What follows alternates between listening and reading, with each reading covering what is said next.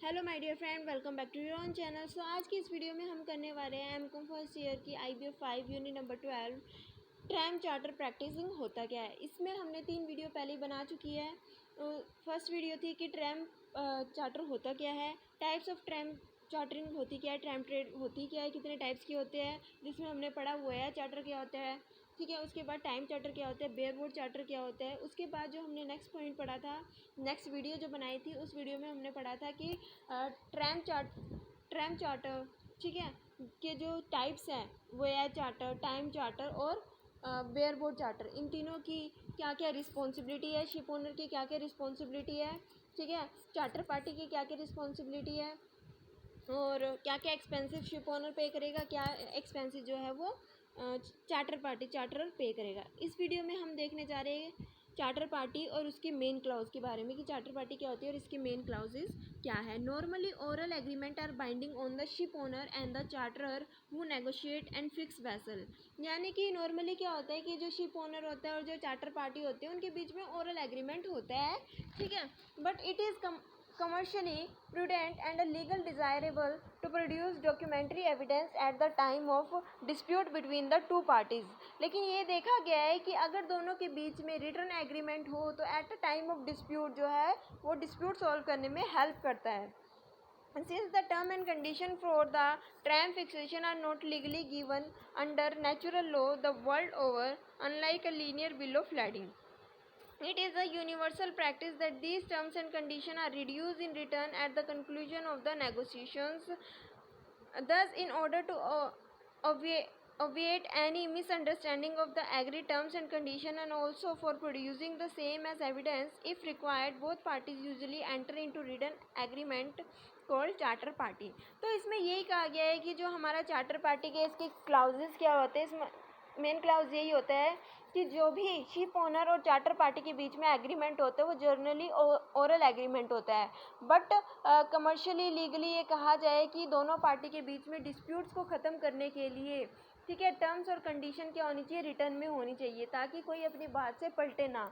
अगर return document होगा तो एक एज ए एविडेंस काम कर सकता है कि हाँ तुमने इस पेपर पे साइन किया, तुमने इस टर्म्स और कंडीशन को एक्सेप्ट किया है।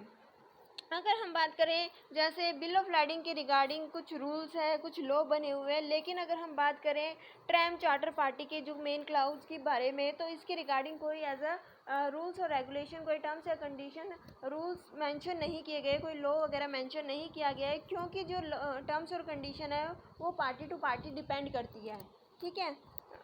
तो इसके अकॉर्डिंग जो भी पार्टी के बीच में टर्म्स या एग्रीमेंट होता है उसके अकॉर्डिंग ही क्या किया जाता है, एक रिटर्न डॉक्यूमेंट बन जाता है। Charter party is a contract of carriage of goods in the case of employment of a term. Simply stated, it means that the charter party will clearly and unambiguously set out the rights and responsibility of the ship owner and the charterer, and any subsequent dispute between them will be settled in a court of law or any agreed forum with reference to the agreed terms and condition as embodied in the charter party। तो इसमें ये कहा गया है कि charter party के बीच में जो कॉन्ट्रैक्ट होता है उसमें सारी की सारी टर्म्स और कंडीशन मेंशन होती है, उसमें सारी की सारी राइट्स और रिस्पॉन्सिबिलिटी जो है शिप ओनर की और चार्टर पार्टी की मेंशन होती है ताकि इन दोनों के बीच में किसी भी तरीके का डिस्प्यूट ना हो, ठीक है। However to facilitate the contract conclusion the parties may use the standard charter party form. These forms have been in use of a long time and formulated by association and organization with interest in tram trade। Tram trade को करने के लिए बहुत समय से एक जो है फॉर्म चला हुआ आ रहा है, उस फॉर्म को क्या किया जाता है, फिलअप किया जाता है। In addition to the standard charter party form, a number of private in-house CPs are also in use. Both standard form and private CP are supplemented by additional या rider clauses। यानी कि कहा गया है कि जैसे कि हमारा जो ट्रैम ट्रेड चलता हुआ आ रहा है, इसकी वजह से क्या किया गया है, किसी ऑर्गेनाइजेशन ने या फिर एसोसिएशन ने क्या किया है, एक फॉर्म निकाला है। उस फॉर्म के अंदर जो भी टर्म्स या कंडीशन होती है वो सारी की सारी मेंशन होती है। अगर कुछ चेंजेस करना चाहे तो वो changes at a time of doing the agreement वो चेंजेस हो सकते हैं, और इसका यूज़ किया जाता है ताकि पार्टी के बीच में किसी भी तरीके का डिस्प्यूट वगैरह ना हो जब भी एग्रीमेंट हो। उसके बाद हम देख लेते हैं main voyage charter party clause. Main voyage charter party clause क्या होते हैं? दो क्लाउज होते हैं। एक तो वोयाज के समय, यानी कि जब भी हमने शिप को रेंट पे लिया ऑन अ वोयाज बेसिस, यानी कि एक पर्टिकुलर जर्नी को कंप्लीट करने के लिए, या फिर हमने जो है शिप को क्या किया, रेंट पे लिया, चार्टर पे लिया on the basis of time के बेसिस पे, ठीक है, टाइम चार्टर पार्टी के बेसिस पे, यानी कि एक फिक्स टाइम के लिए, फिक्स ड्यूरेशन के लिए अगर हम शिप को रेंट पे लेते हैं तो क्या क्या टर्म्स या कंडीशन मेंशन होनी चाहिए डॉक्यूमेंट्स में। तो ये क्लाउजेस का क्या है कि क्या क्या चीज़ मेंशन होनी चाहिए, क्या क्या चीज़ें होनी चाहिए ताकि डिस्प्यूट ना हो दोनों पार्टीज़ के बीच में। सो सबसे पहले हम वोयाज चार्टर पार्टी की बात कर लेते हैं कि वोयाज चार्टर पार्टी के बेसिस पे अगर एग्रीमेंट होता है तो क्या क्या चीज़ें मेंशन होनी चाहिए उस एग्रीमेंट में। डिस्क्रिप्शन ऑफ द वेसल के बारे में पूरा का पूरा डिस्क्रिप्शन होना चाहिए। This include the name of the vessel का नाम क्या है, शिप का नाम क्या है, इट्स कार्गो कैरिंग कैपेसिटी की कितना कार्गो जो है, कितने गुड्स को ये कैरी कर सकता है, इसकी इस शिप की कितनी कैपेसिटी है, its cargo handling gears and other properties including layout of the cargo holds, their numbers and capacity etcetera. यानी कि बेसिकली इसमें हमें क्या करना होता है, शिप की डिस्क्रिप्शन देनी होती है कि शिप में वेसल का नाम क्या है, वेसल की कितनी कार्गो कैरिंग कैपेसिटी है, ठीक है, ये सारी चीज़ें इसमें आ जाती है। Description of ports and places, charter party mention the port of loading and discharging and the ship owner is obliged to send the vessel to this ports. It is also the obligation of the charterer to ensure that these are the safe ports. Safety of the port implies that there is no danger to the vessel at these ports. In some charter party, berths are also named where loading and discharging operation are to be performed. तो इसमें कहा गया है कि हमें क्या चीज़ें लिखनी होगी जब भी एग्रीमेंट होगा, तो इसमें ये चीज़ मेंशन होनी चाहिए कि लोडिंग पोर्ट कौन सा होगा और डिस्चार्जिंग पोर्ट कौन सा होगा। तो चार्टर पार्टी के अंदर जो भी एग्रीमेंट होगा उसमें लोडिंग पोर्ट और डिस्चार्जिंग पोर्ट के बारे में पहले ही मेंशन कर दिया जाना चाहिए। और शिप ओनर की ये ऑब्लिगेशन बनती है कि जो भी शिप है, जो भी वेसल है, वो लोडिंग पोर्ट पे पहले से ही चार्टर पार्टी को अवेलेबल करवा दे। और चार्टर पार्टी की भी ये ऑब्लिगेशन बनती है कि अगर वो शिप ओनर की शिप को यूज़ कर रहा है, रेंट पे ले रहा है, तो उसको सेफ पोर्ट पे लेके जाए। सेफ पोर्ट से ये मतलब है कि उस पोर्ट पे जिससे कि जहाँ पे शिप को कोई खतरा ना हो या फिर शिप को कोई डैमेज ना हो, ठीक है। कुछ केसेस में क्या होता है, in some charter party berth are also named, यानी कि जिस भी प्लेस पे, जो भी पोर्ट पे शिप को ले जाया जाता है, उस पोर्ट का डिस्चार्जिंग पोर्ट और लोडिंग पोर्ट के नाम पहले से ही मेंशन कर दिए जाते हैं। तो हमने दो चीज़ें पढ़ ली कि डिस्क्रिप्शन होना चाहिए वेसल का कि शिप कैसी है, शिप की कितनी कैपेसिटी है, और सेकंड हमने पढ़ा कि जहाँ जो भी हमारा लोडिंग पोर्ट है, जो भी हमारा डिस्चार्जिंग पोर्ट है, वो पहले से ही मेंशन होना चाहिए। शिप ओनर की रिस्पॉन्सिबिलिटी बनती है, ऑब्लिगेशन बनती है कि जो भी शिप है उस चार्टर को लोडिंग प्लेस पे प्रोवाइड कराए, उसको इन्फॉर्म करे, ठीक है। और चार्टर पार्टी की ये ऑब्लिगेशन बनती है कि जो भी शिप प्रोवाइड की गई है उसकी टेक केयर करे, उसको सेफ पोर्ट पे लेके जाए, शिप को कोई डेंजर ना हो। उसके बाद हम बात करते हैं लोडिंग और कैंसिलिंग टाइमिंग की। Charter party clearly indicate the time by which the vessel is to report for loading so that the charterer may take timely arrangement for bringing the cargo.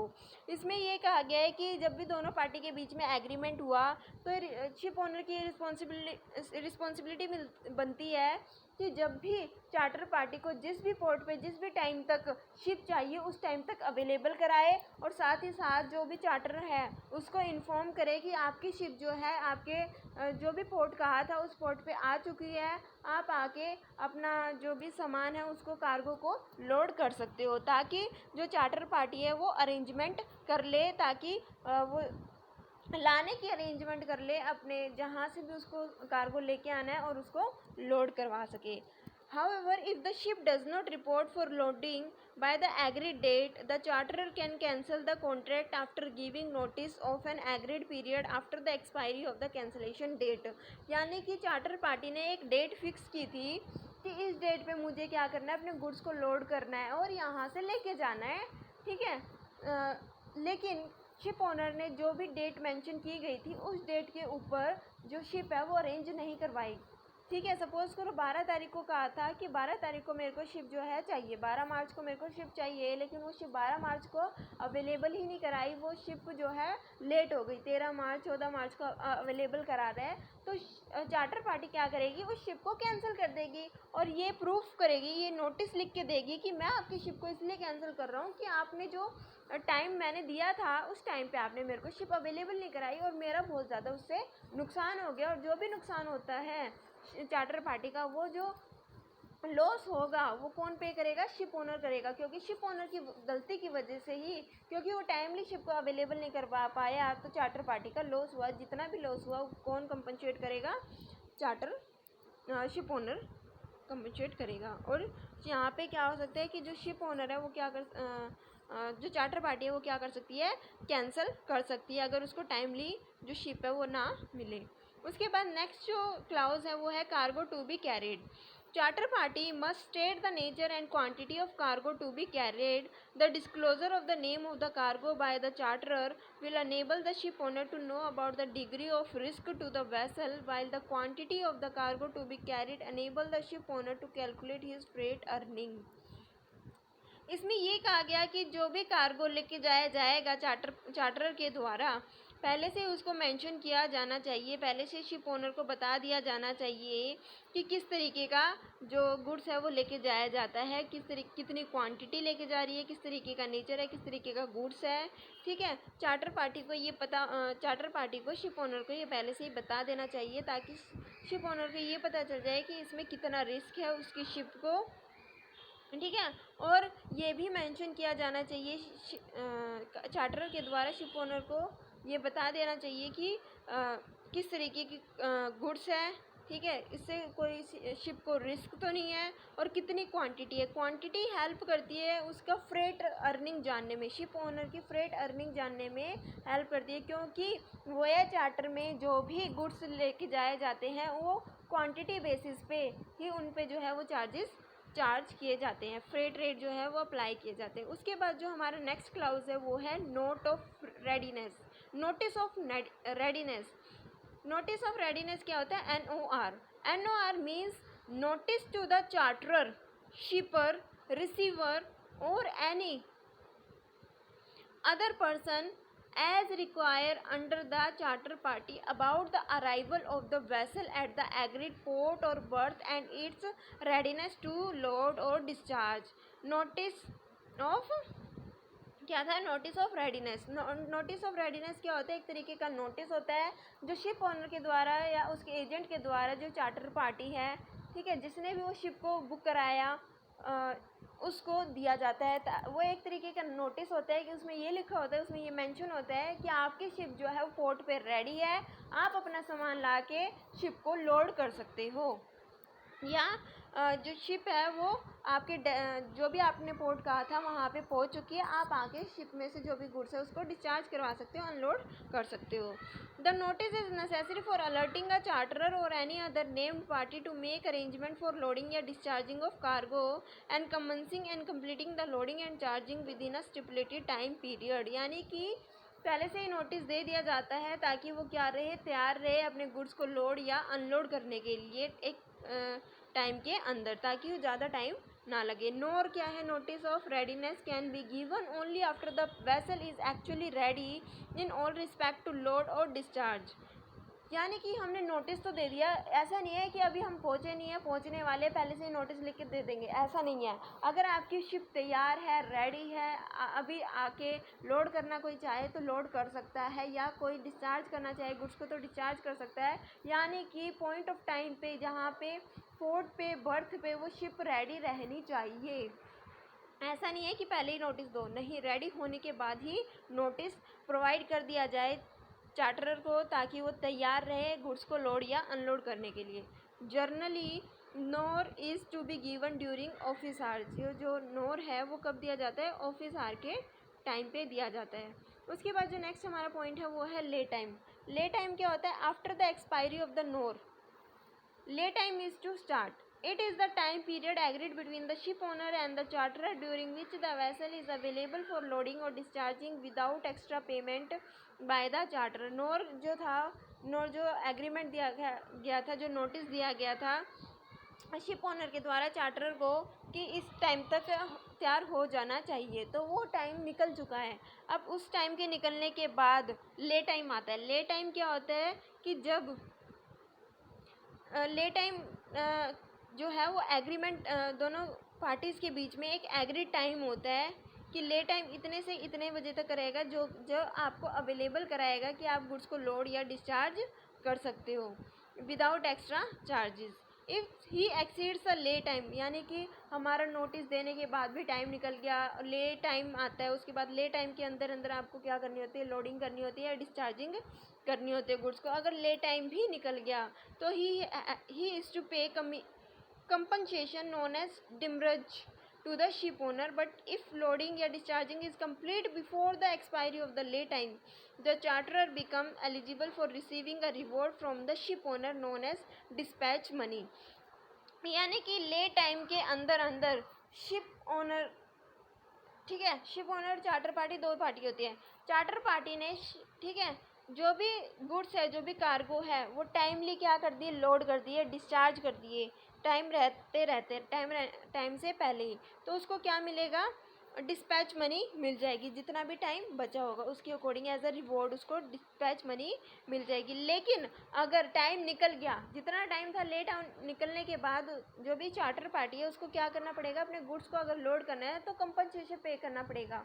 किस तरीके का, उस कंपनसेशन को हम बोलते हैं डिब्रेज, ठीक है, उस कंपनसेशन को हम क्या बोलते हैं, demurrage. There are different ways of calculating the lay time which is generally in terms of number of weather working days, Sunday holidays excluded. यानी कि क्या होता है, डिफरेंट वेज होते हैं ले टाइम को कैलकुलेट करने के लिए in terms of number of weather working days, चाहे तो वो वर्किंग डेज होंगे या फिर Sunday holiday excluded. So the charter party also mention the rate at which demurrage and dispatch money are to be calculated. यानी कि हम contract की बात कर रहे हैं, हम एग्रीमेंट की बात कर रहे हैं, एग्रीमेंट में क्या लिखा होना चाहिए, तो एग्रीमेंट में ये पहले ही मेंशन होना चाहिए कि अगर आपका ले टाइम से ज़्यादा टाइम हो चुका है तो आपको डिमरेज चार्जेस पे करने होंगे। डिमरेज चार्जेस पहले से ही मेंशन होने चाहिए कि कितने हैं। द रेट ऑफ डिमरेज, जो डिमरेज का रेट होता है वो क्या होता है, डबल होता है, ट्वाइस होता है that of the dispatch money. यानी कि अगर आपने टाइम से पहले गुड्स को डिस्पैच कर दिया, लोड कर दिया, ठीक है, या डिस्चार्ज कर दिया, तो आपको अमाउंट मिलेगा, रिवॉर्ड मिलेगा। उस रिवॉर्ड, जो भी रिवॉर्ड मिलता है उसका नाम होता है डिस्पैच मनी। वो जो डिस्पैच मनी होती है, ठीक है, उसका डबल होता है demurrage. For example, if dispatch rate is $10 of 1 hour saved, अगर एक हार आपका सेव हो गया, 1 घंटा आपने बचा ली तो आपको $10 मिल जाएंगे। लेकिन अगर आपने 1 घंटा एक्स्ट्रा लगा दिया तो आपको $20 पे करने पड़ जाएंगे। ये था हमारा ले टाइम। ले टाइम के बाद आते हैं हमारे 3 पॉइंट और आते हैं, freight and other expenses. Freight और अदर एक्सपेंसेस में क्या आते हैं, as explained earlier the arrangement regarding freight could be either on a lump sum basis or based on actual quantity loaded within the agreed maxima or minima. Similarly payable freight में include partly or wholly the स्टेवरिंग expenses. यानी कि freight और expenses किस तरीके से पे किए जाएंगे, पहले से कॉन्ट्रैक्ट में मेंशन होगा, क्या लमसम बेसिस में किए जाएंगे या फिर क्वांटिटी बेसिस पे किए जाएंगे, कि कितनी क्वांटिटी आपने लोड की उस क्वांटिटी के अकॉर्डिंग आपसे चार्जेस ले लिए जाएंगे, ठीक है। और उसके बाद ये है कि जो भी शिप है, अगर शिप में क्या होता है, स्टेवरिंग एक्सपेंसेस पे किए जाते हैं, वो भी मेंशन होता है कि स्टेवरिंग एक्सपेंसेस आप फुल्ली पे करोगे या पार्टली पे करोगे या फिर नहीं पे करोगे। क्योंकि ऐसा तो है नहीं कि जो एक्सपेंसेस अब शिप ओनर अपनी पॉकेट से देगा, नहीं, वो तो फ्रेट रेट के अंदर इंक्लूड कर रहा है। अगर फ्रेट रेट में इंक्लूड नहीं है तो वो सेपरेटली चार्ज कर लेगा स्टेवरिंग एक्सपेंसेस। इसके बारे में हमने डिटेल में पढ़ा था। अगर आपको और अच्छे से समझना है तो जाके पहले वाली वीडियो ज़रूर देखिएगा, जिसमें अच्छे से एक्सप्लेन किया गया स्टेवरिंग एक्सपेंसेस क्या होते हैं और किस किस टाइम पे कब कब चार्ज किए जाते हैं। उसके बाद आता है हमारा नेक्स्ट पॉइंट है वो शिप ओनर की liability. As per usual practice charter party incorporate clause limiting the ship owner liability. Ship owner की लाइबिलिटी को क्या किया जाता है, लिमिट किया जाता है। And the issuance of bill of lading is made subject to the law incorporating the Hague और similar rule. By this process, the ship owner is entitled to limit his liability as provided in the law incorporated this rules. यानी कि इसके अंदर क्या है, ship owner क्या करता है, अपनी लाइबिलिटी को मिनिमम करता है। शिप ओनर की अगर कोई गलती है, ठीक है, कोई भी नुकसान हुआ है अपने चार्टरर का, अगर वो किसकी गलती वजह से हुआ है, शिप ओनर की गलती की वजह से हुआ है, तो वो क्या करता है, लाइबल है पे करने के लिए। अगर किसी और रीज़न की वजह से चार्टर पार्टी का कोई लॉस हुआ है, तो शिप ओनर लाइबल नहीं है पेमेंट करने के लिए। तो शिप ओनर लाइबिलिटी भी आपको समझ आ गया कि शिप ओनर क्या, कब तक, कितने अमाउंट तक लाइबल है। आर्बिट्रेशन क्या होता है, the charter party also provide for arbitration in case of difference and dispute between the party.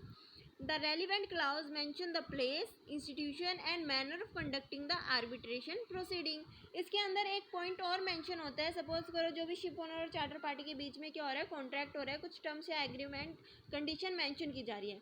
उसमें पहले से ही दोनों पार्टी क्या करती है, डिस्कस करके मेंशन करती है कि अगर हम दोनों के बीच में अगर कोई डिस्प्यूट की कंडीशन आती है, तो इस केस में डिस्प्यूट किस तरीके से सॉल्व किया जाएगा, डिस्प्यूट कौन सॉल्व करेगा, किस जगह पे सॉल्व होगा, प्लेस, इंस्टीट्यूशन और आर्बिट्रेशन प्रोसीडिंग किस तरीके से होगी, वो पहले से ही मेंशन होती है।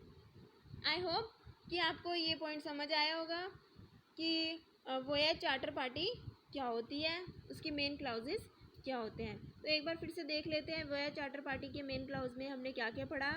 Description of the vessel, vessel के बारे में डिस्क्राइब किया होना चाहिए। Description of the ports and the places, loading and cancelling timing, cargo to be carried, notice of readiness, lay time क्या होता है, ठीक है, फ्रेट और अदर एक्सपेंसेस किस तरीके से पे किए जाते हैं, शिप ओनर की लाइबिलिटी क्या और आर्बिट्रेशन क्या है। उसके बाद जो नेक्स्ट हमने पढ़ना है वो है main time charter party clause. Main time charter party clause क्या होती है, यहाँ पे जब हम शिप को एक स्पेसिफिक टाइम, एक स्पेसिफिक ड्यूरेशन के लिए रेंट पे देते हैं। Time charter for dry bulk are fixed mainly on either the New York Produce Exchange Time Charter, Bell Time और Linear Time Document। और जब भी हम टैंकर का यूज़ करते हैं तो tanker are generally fix on form evolved by major oil companies। The main clause for time charter can be summarized as follow। जब भी टाइम चार्टर का यूज़ किया जाता है तो क्या क्या क्लाउज जो है वो फॉलो किए जाते हैं। डिस्क्रिप्शन ऑफ द वेसल का डिस्क्रिप्शन होना चाहिए।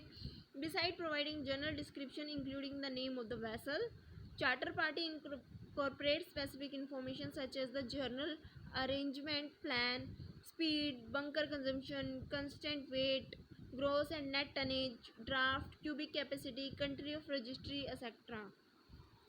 पूरी वैसल की जो है वो क्या होनी चाहिए, इन्फॉर्मेशन होनी चाहिए कि वैसल की कैपेसिटी कितनी है, चार्टर पार्टी कौन कौन है इसमें इन्वॉल्व है, ठीक है, कितना वेट ले जा सकती है, कितना टनेज होना चाहिए। तो ये सारी जो है वो डिस्क्रिप्शन की बात की गई है कि शिप की रजिस्ट्री कहाँ हुई थी। डिस्क्रिप्शन ऑफ ट्रेड में क्या आता है, charter party mention either specific port और range of port within which the vessel is to be operated. यानी कि चार्टर पार्टी को पहले से ये क्या करना होगा, इसमें मेंशन करना होगा कि किस रेंज में, किस एरिया में आप इस शिप का यूज़ करने वाले हो। Similarly it must describe the cargo to be carried, किस तरीके का कार्गो यूज़ किया जाएगा, किस तरीके का कार्गो लेके जाया जाएगा। Generally charter party mention that the vessel is to carry and lawful merchandise with the exception of agreed list of commodities. यानी कि उसमें कुछ जो भी एग्रीमेंट हो रहा है शिप ओनर और चार्टर के बीच में, वो तो टाइम बेसिस पे हो रहा है कि मैं आपकी शिप इस पीरियड ऑफ टाइम के लिए लेके जा रहा हूँ, ठीक है। उसमें क्या होता है कि ये एग्रीमेंट में ये भी मेंशन होता है कि आप इन कमोडिटी को लेके नहीं जा सकते, इन कमोडिटी को एक्सेप्ट करके आप किसी और कमोडिटी को लेके जा सकते हैं, लेकिन इस कमोडिटी को आप लेके नहीं जा सकते। या फिर उसमें ये मेंशन होता है कि आप इस बाउंड्री के बाहर नहीं जा सकते, इन एरिया में नहीं जा सकते जहाँ पे जाना रिस्ट्रिक्टेड है। डिस्क्रिप्शन ऑफ पीरियड यानी कि charter party provide for the time period for which the vessel has been chartered. Charter party provide for the time period for which the vessel has been chartered, कि कितने time के लिए ship को rent पे लिया जा रहा है। This is because the ship owner is required to deliver the vessel at the beginning of the hire time whereas the charterer is to re-deliver the vessel to the ship owner at the expiry of the charter period. यानी कि पहले से ही time mention होना चाहिए कि मेरे को इस दिन जो है आपकी शिप चाहिए और इस दिन मैं आपको शिप को वापस कर दूंगा। तो शिप ओनर की रिस्पॉन्सिबिलिटी या ऑब्लिगेशन बनती है कि उसको उस टाइम के ऊपर शिप को अवेलेबल कराए, और शिप ओनर की ये रिस्पॉन्सिबिलिटी बनती है या फिर चार्टर पार्टी की रिस्पॉन्सिबिलिटी बनती है, ऑब्लिगेशन बनती है कि जब भी डिलीवर हो तो उस टाइम से पहले पहले हो जानी चाहिए, उस टाइम के एक्सपायर होने से पहले पहले डिलीवरी कर देनी चाहिए। उसके बाद delivery and redelivery surveys.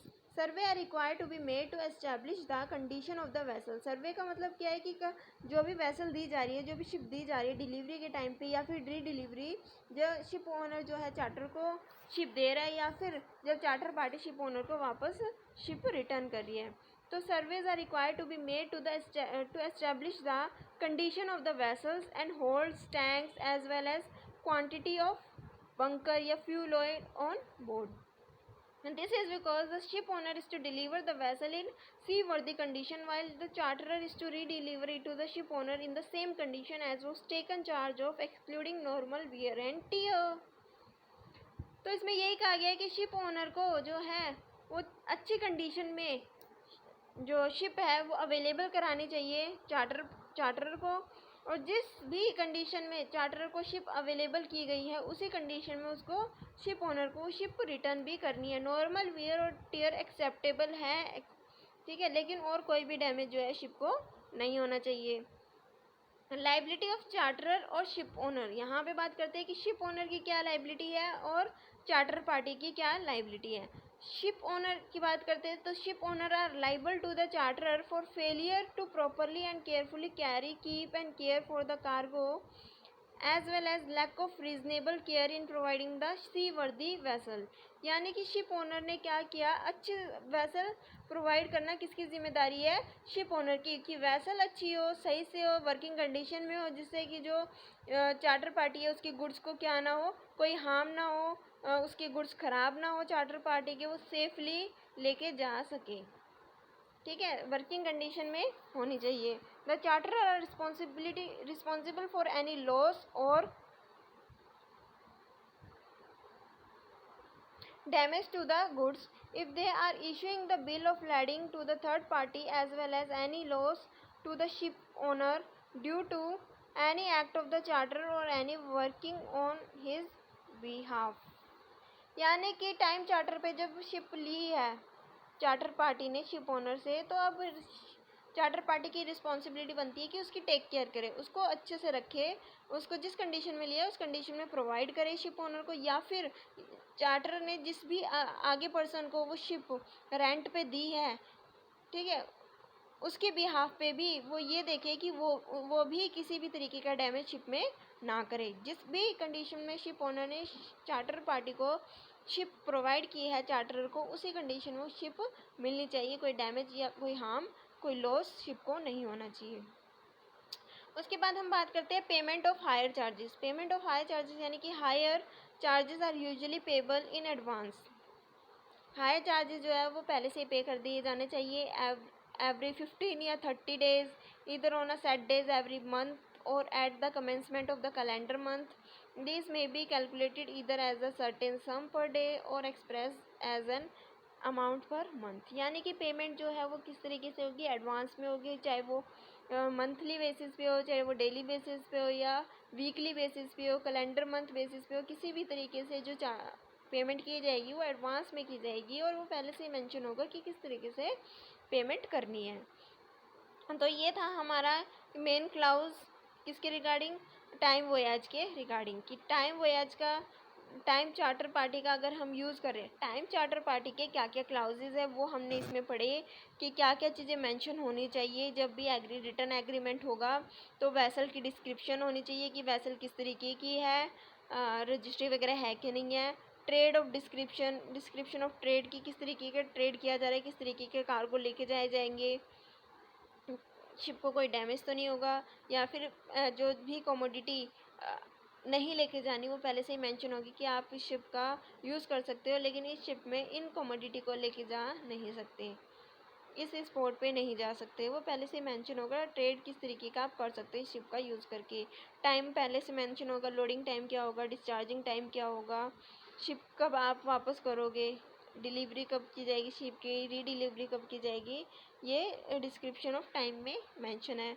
Delivery and री डिलीवरी सर्वे, ठीक है, कि किस तरीके से किस कंडीशन में गुड्स को डिलीवर किया जा रहा है, शिप को डिलीवर किया जा रहा है, जिस भी कंडीशन में शिप को डिलीवर किया जा रहा है उसी कंडीशन में शिप को क्या किया जाएगा, री डिलीवर भी किया जाए।